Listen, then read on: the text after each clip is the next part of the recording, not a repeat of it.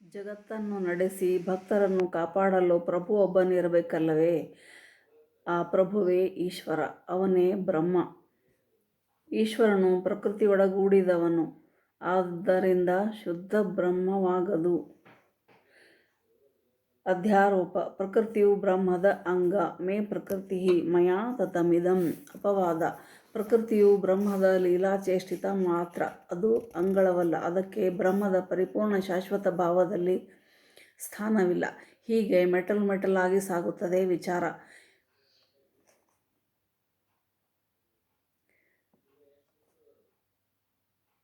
ಮೊದಲು ಒಂದು ಸುಲಭವಾದ ವಸ್ತುವಿನ ಕಡೆಗೆ ಬೆರಳು ತೋರಿಸಿ ಅದನ್ನು ಗುರುತಿಸಿ ನೋಡೆಂದು ಹೇಳಿ, ಅದಾದ ಮೇಲೆ ಅದಲ್ಲ, ಅದರಿಂದ ಆಚೆ ನೋಡು ಎಂದು ಬೆರಳು ತಿರುಗಿಸಿ ಅದನ್ನೂ ನೋಡಿದ್ದಾದ ಮೇಲೆ ಇನ್ನೂ ಆಚೆ ನೋಡು ಎಂದು ಹೇಳಿ, ಹೀಗಾಗಿ ಕಡೆಗೆ ತತ್ವ ದೊರೆತಾಗ ಮಾತು ನಿಲ್ಲುತ್ತದೆ.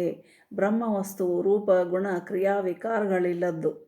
ರೂಪರೇಖೆಯಿಂದ ಎಂದರೆ ಪರಿಮಿತಿ, ಕ್ರಿಯೆ ಎಂದರೆ ರೂಪವಿಕಾರ, ಗುಣವೆಂದರೆ ಕ್ರಿಯಾ ಫಲಿತ. ಇವು ಜಗದ್ವಸ್ತುಗಳ ಲಕ್ಷಣಗಳು. ಬ್ರಹ್ಮವು ಈ ಪರಿಮಿತಿಗಳಿಲ್ಲದ್ದು, ಅದು ಅನಂತ. ತಂದೆ ತನ್ನ ಮಕ್ಕಳ ಆಟವನ್ನು ತಾನು ಆ ಆಟದಲ್ಲಿ ಸೇರದೆ ನೋಡುತ್ತಾ ವಿನೋದ ಪಡುವಂತೆ,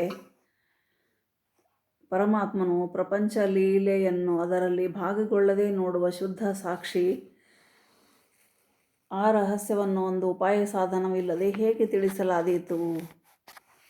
ನಮ್ಮ ತತ್ವಶಾಸ್ತ್ರ ಗ್ರಂಥಗಳಲ್ಲಿ ಭಕ್ತಿ, ಕರ್ಮ, ಜ್ಞಾನ ಇವುಗಳ ಅನ್ಯೋನ್ಯ ಶ್ರೇಷ್ಠತೆಯನ್ನು ಕುರಿತು ಜಿಜ್ಞಾಸೆ ತುಂಬಿದೆ.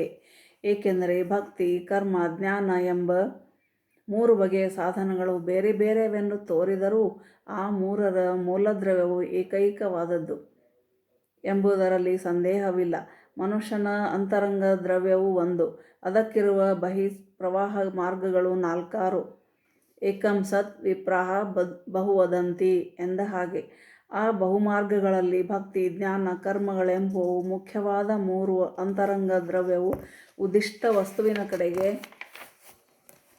ಹೃದಯದ ದ್ವಾರದಿಂದ ಹರಿದರೆ ಭಕ್ತಿ, ಬುದ್ಧಿಯ ದ್ವಾರದಿಂದ ಹರಿದರೆ ಜ್ಞಾನ, ದೇಹೇಂದ್ರಿಯಾದಿ ದ್ವಾರಗಳಿಂದ ಹರಿದರೆ ಕರ್ಮ.